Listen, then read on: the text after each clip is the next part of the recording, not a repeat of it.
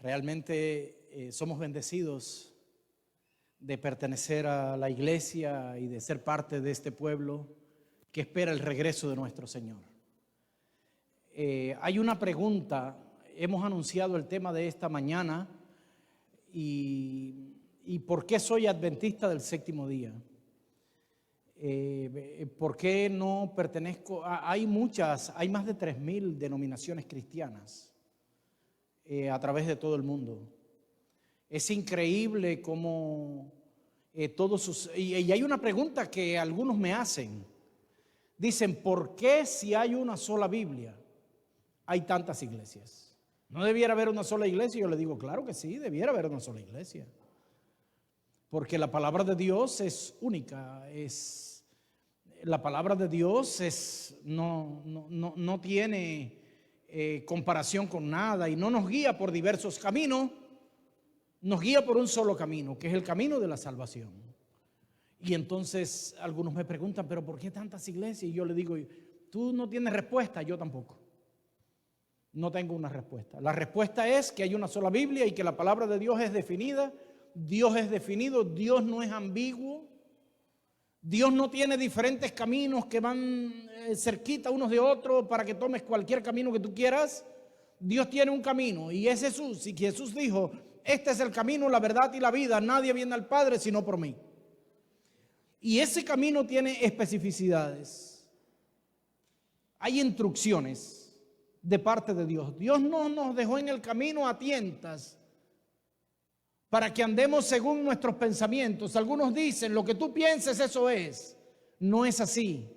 Nuestra mente, y estoy preparando un sermón sobre lo que es la conciencia humana según la Biblia. Es muy peligroso guiarse por la conciencia, como muchos pretenden, porque te vas a ir por camino equivocado, porque después de tantos años de pecado, tenemos una conciencia, una mente caída, donde la mente muchas veces nos lleva por un camino que no es el mejor. Muchas veces también nos acostumbramos a ver alguna situación que practica nuestra sociedad y que tan acostumbrados estamos que ya lo vemos como normal, pero no está acorde con el plan divino para el ser humano y con el objetivo de que nosotros podamos ser personas felices. Entonces Dios tiene su palabra donde nos muestra el camino,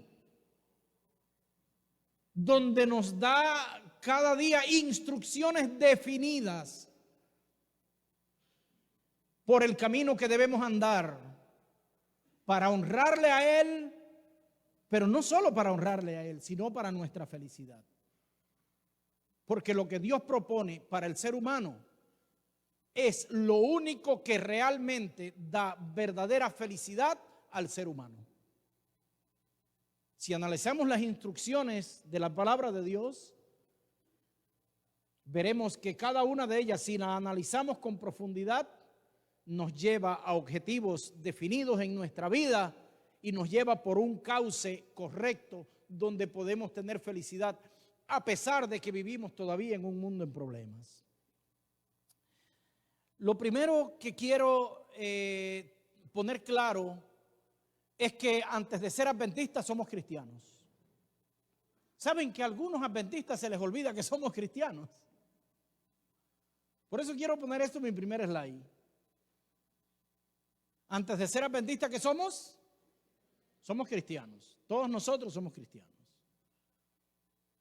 Me gusta Efesios 2 del 20 al 22. Edificados sobre el fundamento de los apóstoles y profetas, cuya principal piedra angular es Jesucristo mismo. En Cristo todo el edificio bien coordinado va creciendo para llegar a ser un templo santo en el Señor. En Cristo también ustedes son edificados en unión con Él para que allí habite Dios en el Espíritu. En este solo versículo, ¿cuántas veces se dice la frase en Cristo? Me gusta la epístola del apóstol San Pablo a los Efesios. La epístola del apóstol San Pablo a los Efesios se le llama la carta magna para la iglesia, porque el tema de esa epístola es la iglesia de Dios. Es el tema de toda la epístola a los Efesios, es la iglesia de Dios. Y el apóstol Pablo nos aclara que todos nosotros como personas, y aquí está hablando como iglesia, somos edificados en Cristo y que el fundamento de cada cosa que nosotros enseñemos tiene que ser Cristo Jesús, que es el fundamento de la salvación.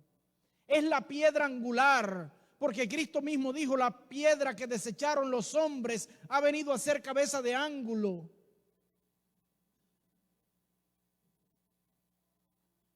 Porque eso fue una historia en Jerusalén cuando se construyó el templo de Salomón. Hubo una piedra que era muy tosca y no venía y la desecharon. Pero al final, cuando se necesitó una piedra para la esquina principal, resulta que esa piedra vino a la perfección. Saben que donde hace esquina los constructores es donde mejor cimentación tiene que haber. Y esto fue un símbolo de Cristo. Dios lo permitió así.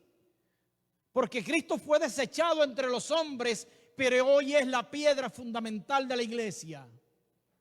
Nuestra iglesia está fundamentada en el sacrificio de Cristo. Jesús, en su resurrección, que nos dio la certeza de la vida eterna, y en la esperanza de su pronto regreso en gloria y majestad. Por eso somos cristianos.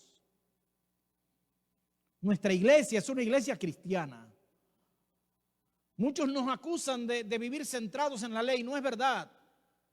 Nosotros como iglesia, digo como iglesia porque ya ve que muchas personas pues centran su religión en leyes y cosas, y eso es un asunto personal. Pero como iglesia, nuestra iglesia está cimentada en Cristo Jesús. Y cada cosa que la iglesia enseña tiene que tener dos características. Número uno, que el centro de esa enseñanza sea Cristo. Número dos, que esa enseñanza tenga fundamento sólido en la palabra de Dios. Y esos fueron los dos temas de la Reforma Protestante: sola gracia, sola escritura. Si vas a enseñar algo que no tenga como centro a Jesús ni su palabra, no lo enseñes. Porque ese es el centro de la enseñanza que nosotros como adventistas del séptimo día aceptamos. Porque Cristo Jesús es sobre quien nos edificamos como iglesia. Ahora, la iglesia cristiana ha tenido muchos periodos en la historia. Y voy a hacer un breve recuento de los principales periodos de la iglesia cristiana. Quiero que me sigan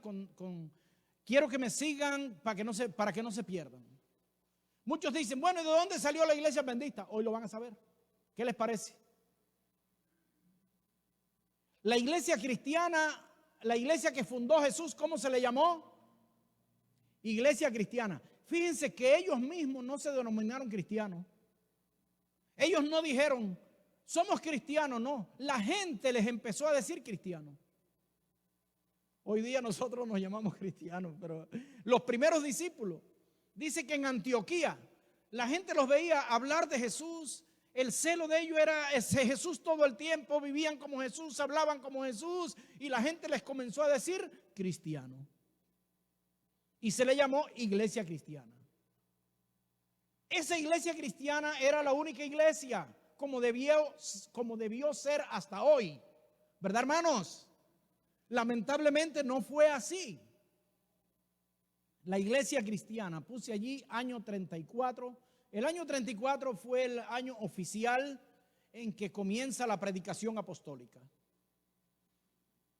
Y comienza la iglesia como iglesia a realizar la misión.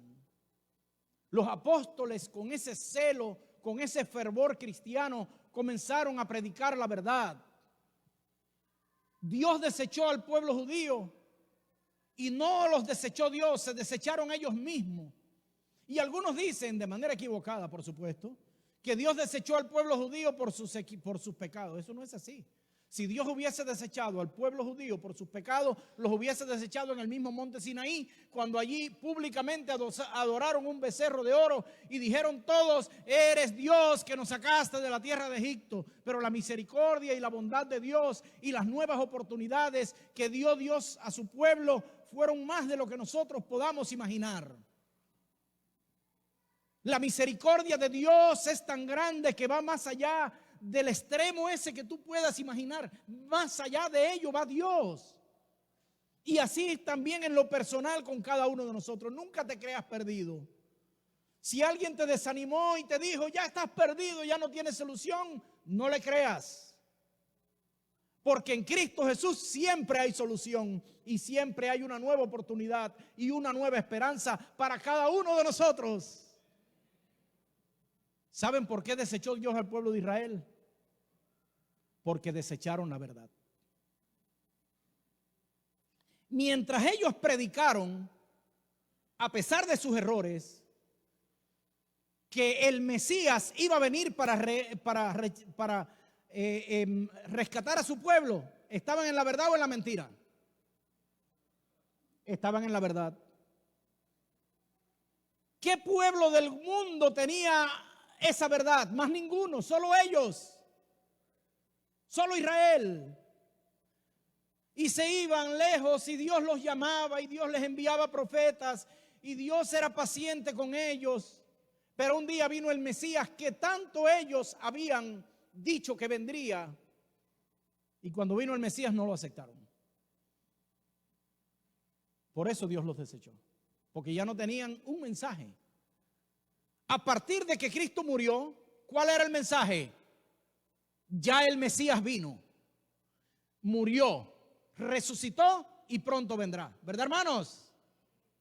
Ya ellos no podían ser el pueblo elegido de Dios, porque ellos desecharon al Mesías, por lo tanto desecharon el mensaje. Y ahí es cuando Dios dice, ya, hasta aquí.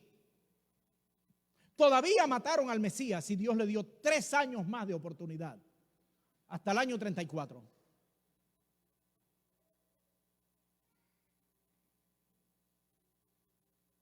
Todavía Jerusalén se agolpó frente a la cruz para decir, crucifíquenle.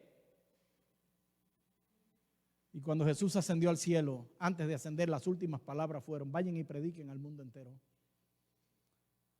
Pero comiencen por Jerusalén. Wow. ¿Comiencen por dónde? Por Jerusalén. Jerusalén, Judea, Samaria y hasta lo último de la tierra. Así de grande es el amor de Dios. Y quiero decirle que dice Hechos que muchos sacerdotes acudieron al llamado de los apóstoles y estarán en el cielo. Y esos sacerdotes que gritaron, crucifícale.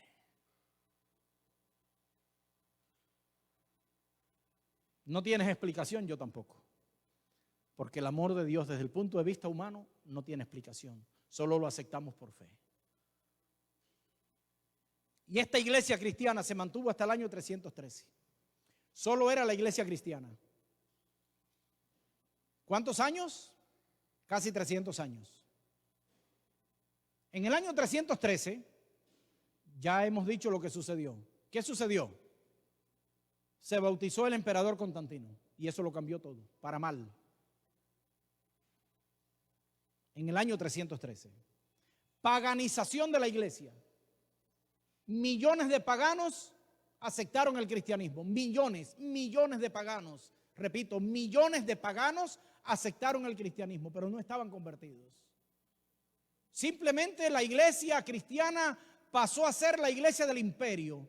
Pasó a ser la iglesia de moda. Pasó a ser la iglesia que todo el mundo quería, a la cual todo el mundo quería pertenecer. Así que ahora millones de paganos se hicieron cristianos. Pero ¿cuál era el día que adoraban los paganos? El domingo. ¿Qué quiere decir domingo? Día del sol. ¿En qué creían los paganos en cuanto a los muertos? Que no mueren, que sus espíritus andan por ahí vagando. ¿Qué hacían los paganos? Adorar ídolos, ¿sí o no? La iglesia cristiana adoraba solo a Dios. Llenaron también las iglesias de ídolos. Ahora no era San esto, ahora era San Pedro, San Juan, esto, pero eran ídolos. Y se paganizó la iglesia. Esto fue un periodo de tiempo del 1517 del 313 al 1517. Fue algo prolongado. Miren, Satanás es inteligente. En cuanto al sábado, les voy a decir, después que Jesús murió y resucitó, comenzó un grupo de cristianos después del año 100 a decir, pero ¿por qué no hacemos una celebración el domingo para celebrar la resurrección de Jesús? Fíjense cómo trabaja Satanás. Les voy a poner este ejemplo nada más. Y el sábado era el día normal de adoración de la iglesia cristiana, pero el domingo hacían una celebración por la resurrección de Jesús. Eso fue en el año 100 y tanto, ya aparecen esas dos celebraciones. Pero no se dejó de guardar el sábado. Se seguía pensando que el sábado era el día del Señor. Pero ¿saben qué sucedió? El sábado comenzó a ser un día de aflicción, de ayuno. Y el sábado es un día para gozarse en el Señor, hermanos. Y entonces el domingo era una celebración. Fíjense cómo Satanás trabaja. Todo estaba madurito para cuando Constantino dijera el domingo. Todos dijeran, no, si el domingo, si el sábado es para afligirse y el domingo es para gozar, pues mejor el domingo. El sábado era un día de luto, de ayuno, de aflicción de espíritu, y el domingo vamos a celebrar la resurrección de Jesús. Y en el año 321, Constantino lanzó un edicto que decía, y eso lo pueden buscar en la historia los que tengan duda, la adoración del sábado ha sido traspasada para el domingo, el día venerable del sol. Así dice literalmente el edicto de Constantino. Está en internet, lo pueden buscar. Edicto de Constantino en el año 321. Para el venerable día del sol, porque el domingo no significa nada. El sábado es el día que representa a Dios como creador del cielo y de la tierra, y a través de toda la Biblia no hay un solo versículo que hable del domingo como día del Señor. Se paganizó la iglesia. Y entonces la iglesia cristiana, ¿qué sucedió? Los que permanecieron fieles, ¿qué sucedió? Fueron perseguidos.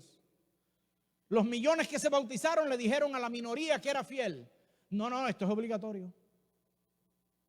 Ustedes quieren ahora pervertir la unidad de la iglesia. Y tuvieron que huir. Y fueron perseguidos los verdaderos cristianos, los que mantuvieron su fe. En el año 1517 comienza la Reforma Protestante. Las Biblias se prohibió. Solamente en latín porque es un libro sagrado. Y estaba prohibido traducir la Biblia de idioma del pueblo para engañar a la gente a su antojo. En el año 1517, la gente cansada de tanto engaño, comenzó la Reforma Protestante por Martín Lutero. Año 31 de julio del año 1517. Comienza la Reforma Protestante y comienzan a surgir otras iglesias que avanzaron muchísimo. Porque ya no había un sacerdote que perdonaba pecados. Blasfemia, porque el pecado solamente los perdona Dios. Ya se quitaron los ídolos de las iglesias. Ya ve que las iglesias protestantes ya no tienen ídolos. Ya se ora directamente a Dios, no a través de un sacerdote, que es blasfemia. Y la protesta, la Reforma Protestante, parecía que iba a llegar al objetivo de Dios, pero no llegó. ¿Saben ustedes por qué? Porque la gente, en vez de seguir la palabra de Dios, sigue a un líder. Cuando murió Lutero, iglesia luterana, lo que creyó Lutero, no siguieron investigando la verdad. Cuando murió Calvino, la iglesia calvinista, no siguieron estudiando lo que Calvino enseñó. ¿Ya me entienden? Cuando murió Wesley, la iglesia metodista, John Wesley, un hombre de Dios, no cabe duda, un reformador. Pero las iglesias no llegaron a donde Dios quería y se quedaron puntos de la verdad bíblica que iban a ser claves para el tiempo del fin, que la iglesia quedó sin aceptar. En la Reforma Protestante y decadencia del papado. El papado decayó muchísimo, paulatinamente, porque la gente creyó en los reformadores. Fue una reforma que sacudió toda Europa. 1798, fin de los 1260 años de predominio papal. El Papa es llevado preso a Francia. Eso es historia por el general Berthier de Napoleón Bonaparte. Finalizan los 1260 años de persecución papal y comienza un periodo diferente. De 1798 al año 1830, sociedades bíblicas, libertad religiosa, libertad de imprimir la Biblia en todos los idiomas, y comenzó un deseo de imprimir la palabra de Dios, y Dios lo había permitido precisamente porque para el tiempo del fin tenía que haber un movimiento que predicara la verdad que los reformadores todavía no descubrieron. Y las sociedades bíblicas comenzaron a imprimir Biblias por cantidades. La primera fue la Sociedad Bíblica Inglesa. Por ahí anda la historia de María Jones, que caminó más de 50 kilómetros para conseguir una Biblia. Y eso produjo que los hombres ricos dijeran, pero este episodio de María Jones, búsquenla, en la historia está.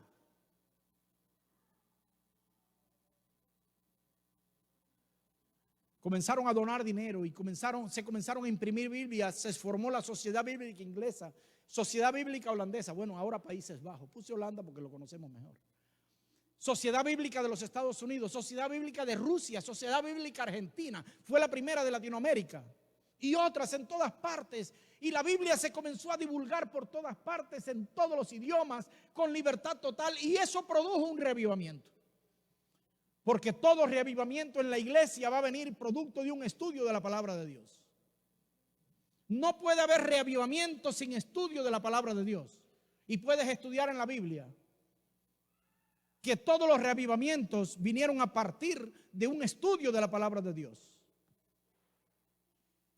Se produjo un reavivamiento como consecuencia de que la Biblia fue difundida a todas las personas.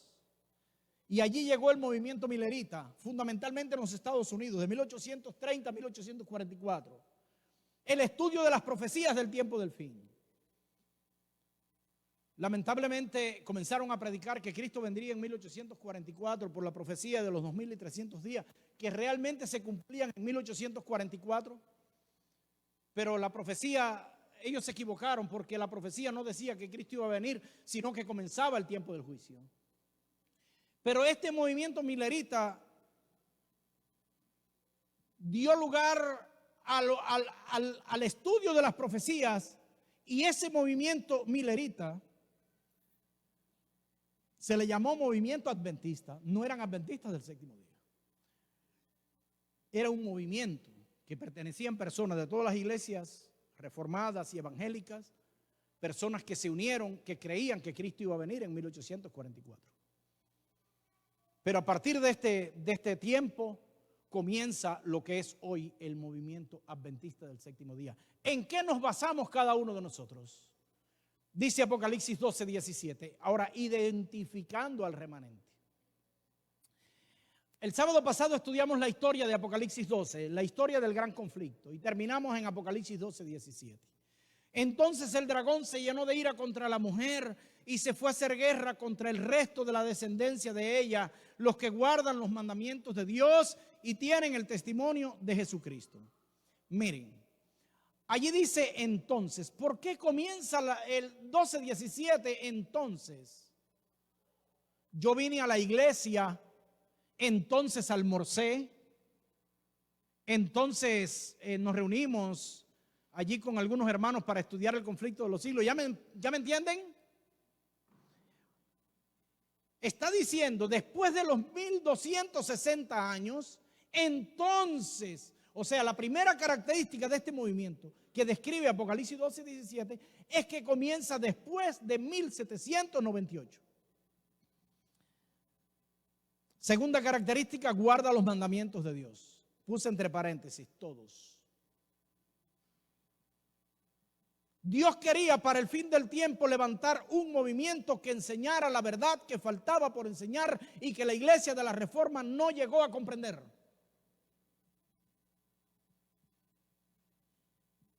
Todos los mandamientos, incluyendo ¿cuál? El cuarto mandamiento. Guarda los mandamientos de Dios. Mateo 5:17 y 18 dijo Jesús, ni una jota ni una tilde será cambiado de la ley hasta que todo se haya cumplido. Y en segundo lugar, En tercer lugar, la tercera característica de este remanente que describe Apocalipsis 12:17 tiene el testimonio de Jesucristo. Según Apocalipsis 19:10, última parte, adora a Dios porque el testimonio de Jesús es el espíritu de la profecía. ¿Por qué el testimonio de Jesús es el espíritu de profecía?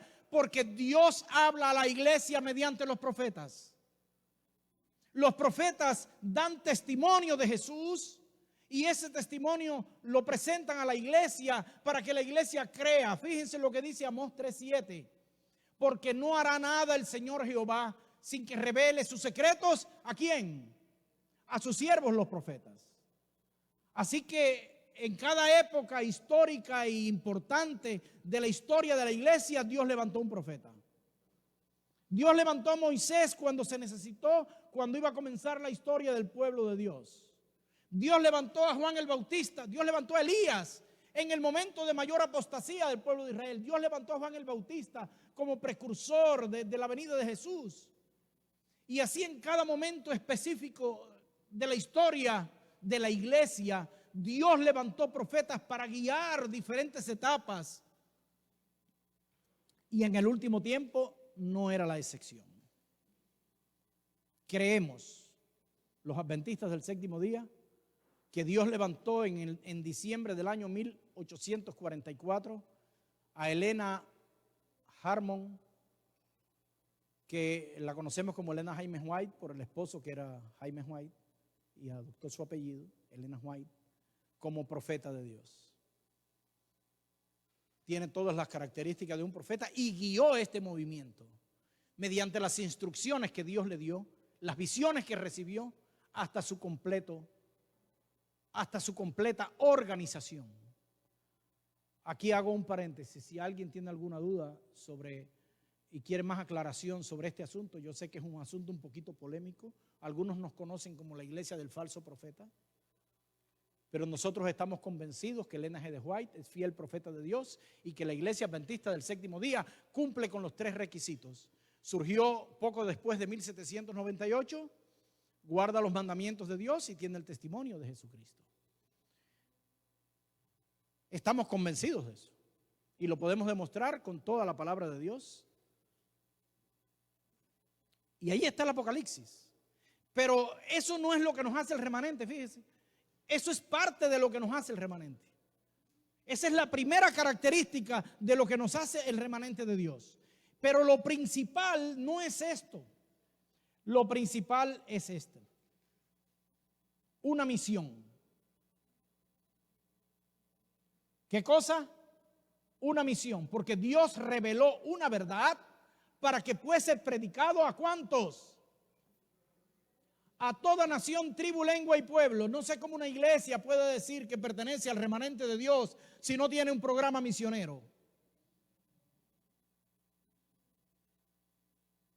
Porque Dios nos dio una verdad para compartirla. Dios le dio al pueblo de Israel. Ese fue el fallo del pueblo de Israel. Que Dios los levantó como nación para que mediante ello el mundo conociera quién es Dios. Y ellos dijeron, somos los privilegiados, somos, y así muchos adventistas. Dios no nos escogió porque seamos más santos que nadie.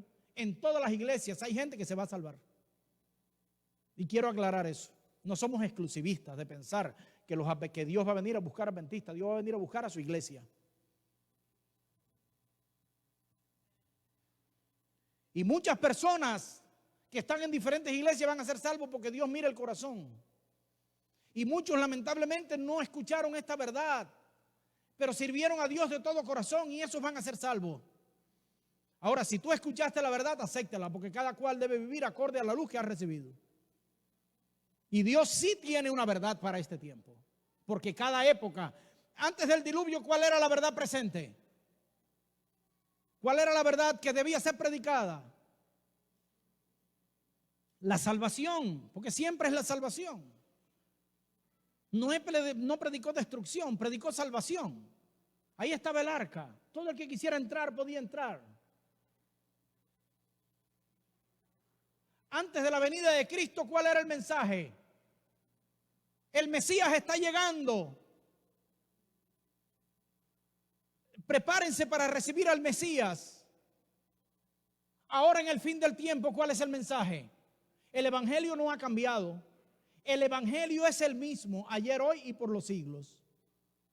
Por eso el mensaje de hoy tiene particularidades acorde a este tiempo. Hay muchos adventistas, inclusive predicadores, que quieren eliminar esto como sin la... Y eso no es cierto. Eso no es cierto. El mensaje es el mismo. Es el mensaje de que Cristo murió y resucitó por nosotros. Es el mensaje del perdón. Es el mensaje de la reconciliación con Dios. Pero con énfasis en las profecías del fin del tiempo y en la segunda venida de Cristo en gloria y majestad. ¿Decimos amén? Porque es el tiempo final y Dios levantó un pueblo para predicar al mundo que vivimos los últimos días de la historia de este mundo. Y Cristo pronto vendrá.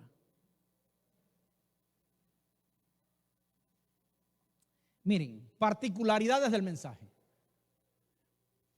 Apocalipsis 14 del 6 al 12, no lo voy a leer en honor al tiempo, ni lo puse ahí, pero lo aprendí de memoria siendo un niño. Vi volar por el medio del cielo otro ángel que tenía el evangelio eterno para predicarlo a los moradores de la tierra, a toda nación, tribu, lengua y pueblo, diciendo a gran voz: temed a Dios y dadle gloria, porque la hora de su juicio ha llegado, y adorad a aquel que hizo el cielo, la tierra, el mar y la fuente de las aguas. Y el segundo ángel le siguió diciendo: ha caído Babilonia, la gran ciudad, porque ha dado a beber a las naciones el vino de su furor, del furor de su fornicación. Y el tercer ángel le siguió diciendo: si alguno adora a la bestia o a su imagen o recibe la señal en su frente o en su mano, él también beberá del vino de la ira de Dios, el cual está preparado puro en el cáliz de su ira. Son los tres mensajes peculiares para este tiempo. El primero, número uno, el evangelio eterno no cambia. El evangelio no cambia. Justificación por la fe. Somos salvos por fe en Cristo Jesús. Nadie se va a salvar por guardar mandamientos. Nadie. Pero la última iglesia guarda los mandamientos. No es contradictorio. Somos salvos por la sangre de Cristo.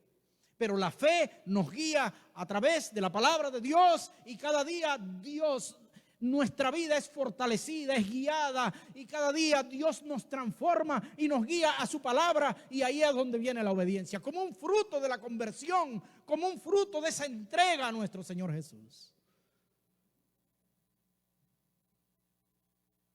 El evangelio eterno.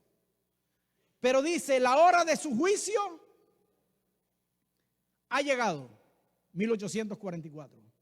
Llegó la hora del juicio. Daniel 7, estudien Daniel 7. Dice, después del juicio, los santos reciben el reino. Porque el tiempo del juicio es también el tiempo del fin.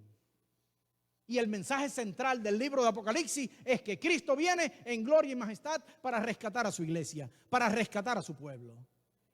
Y entonces presentamos el evangelio eterno, el evangelio que no cambia, con énfasis, recuerden, un énfasis en los eventos finales de la historia de este mundo y en la preparación de la iglesia para la segunda venida de Cristo, y que el mundo entero conozca que Dios no cambió su ley, que Dios no cambió el sábado, que Dios no cambió nada, que Cristo viene pronto para rescatar a su pueblo.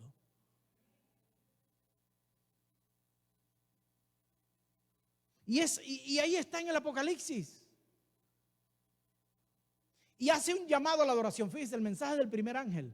Fíjese cómo termina. Y adorad a aquel que hizo el cielo, la tierra, el mar y la fuente de las aguas. Esta frase que les trae a la mente. Hay uno de los 10 mandamientos que menciona esta frase exacta así. El cuarto mandamiento. Es un llamado a volver al sábado, el día del Señor, el día de restauración, el día de adoración, como día del Señor. El segundo ángel ha caído Babilonia. Babilonia representa todos los engaños de este mundo, unidos. Se le llama Babilonia. Ha caído Babilonia, representa que la verdad va a triunfar. ¿Decimos amén? Muy simple. A veces somos tan poquitos que parece como que la mentira triunfa, como que nos ahoga lo secular, como que nos ahoga el materialismo. Pero la Biblia dice, mantén tu fe firme. Ha caído Babilonia, la gran ciudad. La verdad va a triunfar, la verdad se abre paso, la luz se abre paso a través de las tinieblas. Aunque comparativamente, porque somos muchos, pero comparativamente con la sociedad somos pocos. Y comparativamente con Babilonia somos pocos. Pero la Biblia asegura que la verdad triunfará, porque ya Cristo ha triunfado. Y el tercer mensaje, miren, el mensaje del tercer ángel, muchos quieren evitar hasta leerlo, pero es parte de la Biblia. Es lo más crudo que tiene toda la Biblia. No vas a encontrar en toda la Biblia algo como esto. No lo vas a encontrar, eso es único. Si alguno adora a la bestia o a su imagen o recibe la señal en su frente o en su mano, él también beberá del vino de la ira de Dios y será atormentado. Eso no, en toda la Biblia no hay algo así. Pero el mensaje del tercer ángel, en el contexto del fin del tiempo y de tantos engaños, es una advertencia. Si escuchas la verdad, acéptala. Porque Babilonia va a caer y va a recibir la ira de Dios al final. Y Dios es un Dios de amor, no es de ira. Pero la Biblia no dice que Dios no tiene ira. Algunos predicadores ahora quieren cambiar la Biblia. La Biblia no hay cómo cambiarla. La Biblia es como es y punto. No dice que Dios no tiene ira. Lo que dice es que Dios es tardo para la ira. Muy, muy tardo. Demasiado. Pero llegará el momento cuando Dios ajustará cuentas.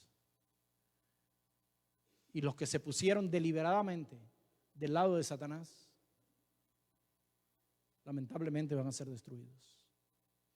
Y ese es el mensaje del tercer ángel. Es lo más duro que hay a través de toda la Biblia. Y parte de la misión de la iglesia es Apocalipsis 18, 1, 2 y 4.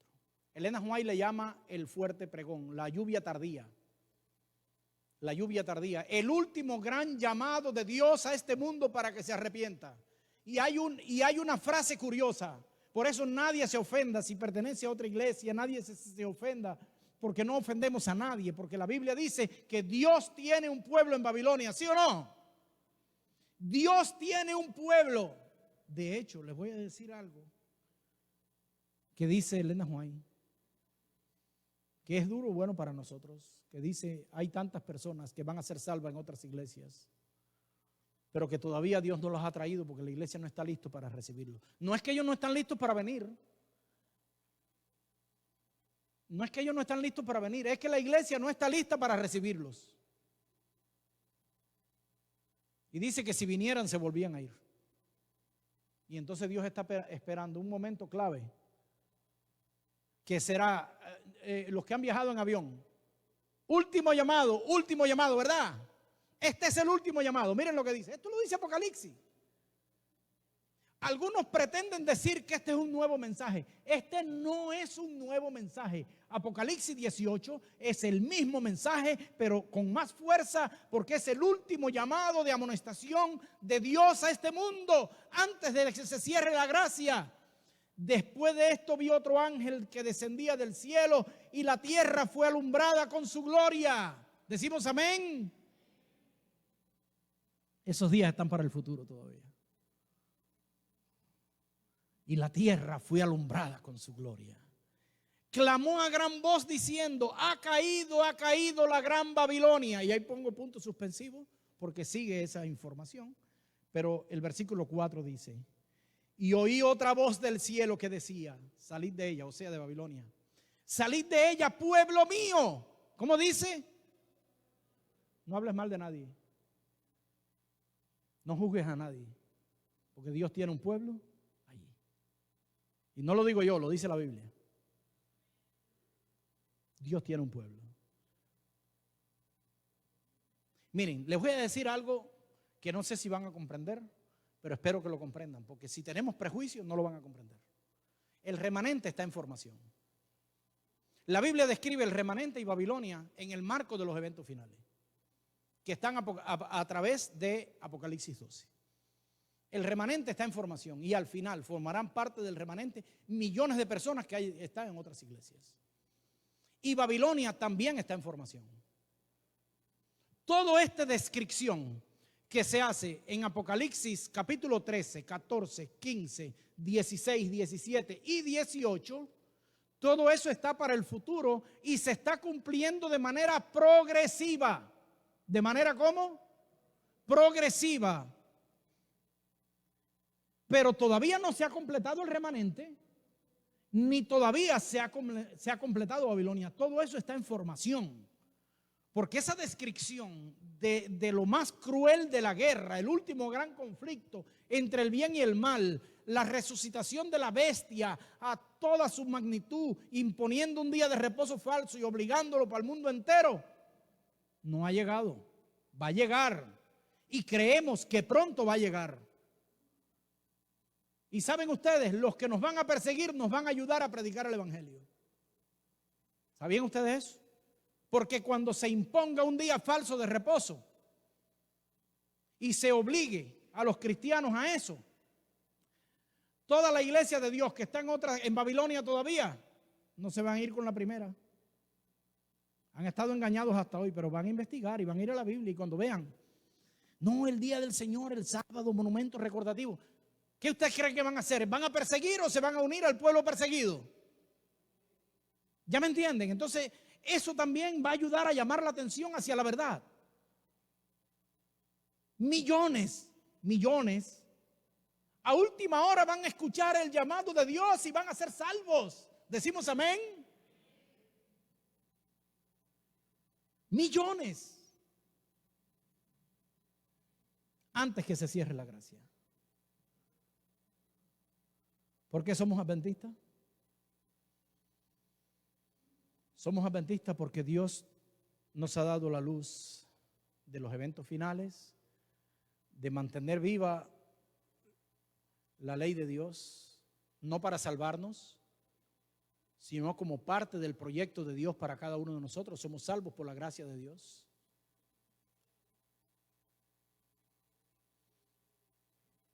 Y porque predicamos, somos la única iglesia, y eso sí, no es que seamos exclusivistas, pero es la verdad. No vas a encontrar en más ningún lado una predicación sobre las profecías finales o sobre la pronta venida de nuestro Señor Jesús. Compartí con Enrique un documento del Papa esta semana y es la verdad. No, nadie se puede ofender, pero es la verdad. Dijo, la venida de Cristo no la prediquemos como algo catastrófico. La venida de Cristo es tu arrepentimiento. La venida de Cristo es tu reforma en tu vida, es amar a otros. Y eso no es verdad. La venida de Cristo es literal y va a ser una realidad. Lo que es catastrófico es lo que está pasando en nuestro mundo. Los millones que mueren cada día por el vicio, los millones de jóvenes que mueren por sobredosis de droga, los millones que mueren como consecuencia del alcohol, los millones que mueren por el vicio del tabaco, los millones que mueren en guerras fratricidas que no son necesarias, los millones que mueren por desastres naturales cada año. Eso sí es catastrófico porque Cristo no viene a destruir, Cristo viene a salvar. Lo que pasa es que a veces predicamos que Cristo viene y eso no es el mensaje. El mensaje es que Cristo viene a salvar a su pueblo. Cristo viene para salvar y quiere salvarte a ti, nos quiere salvar a todos y quiere salvar al mundo. Y ya esa salvación está garantizada en su santo nombre. Y no debemos hacer un mensaje en base a catastrofismo, sino en base al amor de Dios. Si a mí me dijeran eso de que somos catastróficos, le digo, no, catastrófico es hoy el mundo. Eso sí es catastrófico. Porque Cristo viene precisamente para eliminar todo eso. ¿Verdad, hermanos? Cristo viene para hacer realidad nuestra esperanza. Cristo viene para que seamos felices. Cristo viene para que no haya más pecado, ni más muerte en nuestro mundo, ni más llanto, ni más infelicidad. Cristo viene para cumplir en nosotros el propósito que estuvo desde el principio, seres humanos felices para toda la eternidad. Por eso nos llamamos adventistas del séptimo día, porque realzamos dos, fundamentalmente, enseñanzas bíblicas claves: la verdad del sábado, séptimo día, y adventistas porque predicamos y esperamos el pronto regreso de nuestro Señor Jesús. Creemos en todo el mensaje: Cristo muerto, Cristo resucitado, Cristo perdona, Cristo nos reconcilia con Dios, Cristo está con nosotros, en Cristo tenemos bendiciones amplias. Todo ese mensaje con énfasis en las verdades para este último tiempo. ¿No es esto maravilloso, hermanos queridos?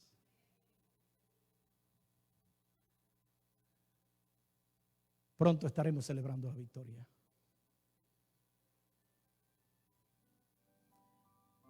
Esto no es catastrófico. Esto no es catastrófico. Esto es lo que Dios ha puesto delante de nosotros. Y oí como una gran multitud, como el estruendo de muchas aguas, como la voz de grandes truenos que decía: aleluya, porque el Señor nuestro Dios Todopoderoso reina. Decimos amén. Alegremos y démosle gloria, porque han llegado las bodas del Cordero y su esposa se ha preparado. Y a ella se le ha concedido que se vista de lino fino, limpio y resplandeciente, porque el lino fino representa las acciones justas de los santos. La venida de Cristo dará lugar a la fiesta de las bodas del Cordero, que será la gran fiesta de celebración más allá de este mundo, más allá de la muerte, más allá de la aflicción, más allá del pecado, más allá de los problemas económicos, más allá de los problemas familiares. Cuando todos nos reunamos como un solo pueblo junto al trono de Dios para alabarle por toda la eternidad. La venida de Cristo, como alguien dijo, no es catastrófica. Es lo único que nos da esperanza. Es lo único que nos guía hacia un objetivo real en nuestra vida. Porque por muchos objetivos que cumplamos en este mundo, la vida es breve y pronto todo acabará. Y pronto nos ponemos viejos y ya vamos a morir. Y ahí todo terminó. Lo único que nos da un objetivo real es saber que Cristo viene. Es saber que ya hoy tenemos la vida eterna en su santo nombre. Es saber que Dios tiene una iglesia en este mundo y que formamos parte de esa iglesia. No para despreciar a otras iglesias, sino para enseñarles a otros con amor el último llamado de Dios a este mundo.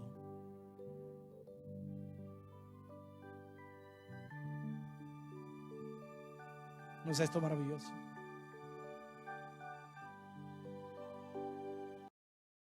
Gracias porque has guiado a tu iglesia desde que Jesús la fundó hasta hoy. Cada etapa tu pueblo ha contado con tu presencia, aún en el tiempo de mayor persecución, aún en el tiempo que muchos inclusive murieron por el evangelio. Aún allí ellos pudieron constatar que estabas con ellos.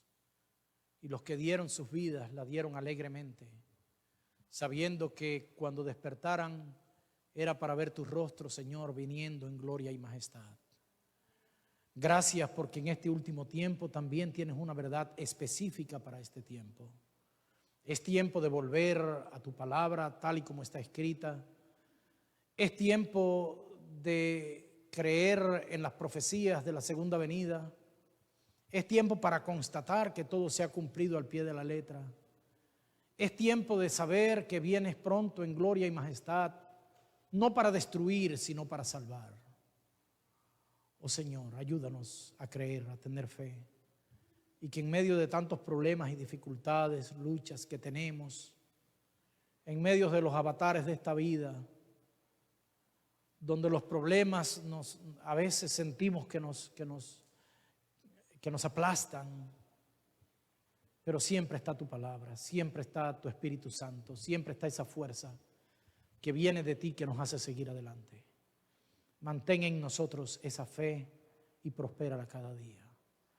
Y ayúdanos como persona y como iglesia, no solo vivir mediante la fe, sino también enseñarla a otros. Tantas personas están muriendo cada día sin Dios y sin esperanza, oh Señor. Ayúdanos a hacer esa iglesia humilde, con una misión. No que nos llenemos de orgullo creyendo que somos los únicos. No es así, sino que nos creamos parte de un movimiento que Dios ha levantado para predicar con sabiduría, con tu amor y con humildad la pronta venida de nuestro Señor en gloria y majestad.